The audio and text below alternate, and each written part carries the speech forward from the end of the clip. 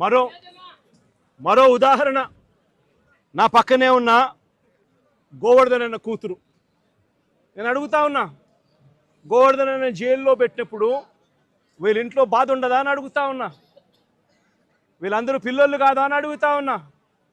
వీళ్ళందరికీ బాధ కలగదా అని అడుగుతా ఉన్నా. ఏం తప్పు చేశాడని చెప్పి గోవర్ధన్ అన్నను జైల్లో పెట్టారని అడుగుతా ఉన్నా. ఏకంగా 14 కేసులు, గోవర్ధన్ అన్న మీద పెట్టిన కేసులు ఏకంగా 14 కేసులు. ఒక కేసు అయిపోతూనే ఆ కేసు అయిపోయిన వెంటనే మరో కేసు పెడతా ఉన్నారు. పెట్టి మళ్ళీ జైల్లో తాను ఉండే కాలాన్ని పొడిగిస్తూ ఉన్నారు. ఇప్పటికి దాదాపుగా ఎన్ని రోజులు అయింది మా జైల్లో ఉండబట్టి? 64 రోజులు.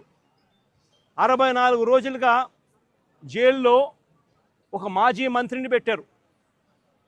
ఆశ్చర్యం కలిగించే విషయం నేను చెప్తా ఉన్నా. ఆయన మీద పెట్టిన కేసులు ఏమిటో తెలుసా? ఆయన మీద పెట్టిన అన్యాయమైన కేసులు ఏమిటో తెలుసా? గోవర్ధన్ అన్న పార్టీ సెంట్రల్ ఆఫీస్లో ప్రెస్ మీట్ పెట్టి సాక్షిలో పబ్లిష్ అయిన తన ప్రెస్ మీట్ క్లిప్పింగ్ను వాట్సాప్ గ్రూపుల్లో ఫార్వర్డ్ చేశారంట. అదొక కేసు అయ్యా, అదొక కేసు. మనిషిని అరెస్టు. అంటే ఒక రాజకీయ నాయకుడు ఒక ప్రెస్ మీట్ పెడితే ఆ ప్రెస్ మీట్లో వచ్చిన దాన్ని మీడియా పబ్లిష్ చేస్తే ఆ పబ్లిష్ చేసిన ఐటెంను వాట్సాప్ గ్రూపుల్లో ఈయన ఫార్వర్డ్ చేస్తే ఆయనకు సంబంధించిన మనుషులకు అది కేసు. దాని మీద జైలు. మాజీ మంత్రికి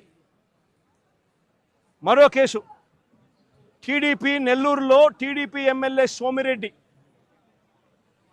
వ్యతిరేకంగా ప్రెస్ మీట్ పెడితే దానికి సంబంధించిన వీడియోను కాకాని ఫార్వర్డ్ చేశారంటూ ఇంకో కేసు పెట్టారు.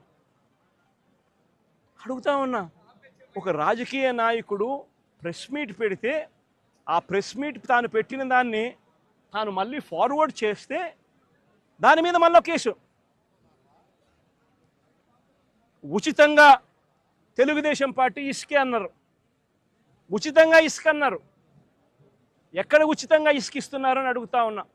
వైఎస్ఆర్ కాంగ్రెస్ పార్టీ హయాంలో రాష్ట్ర ఖజానాకు సంవత్సరానికి 750 కోట్ల ఆదాయం వచ్చేది.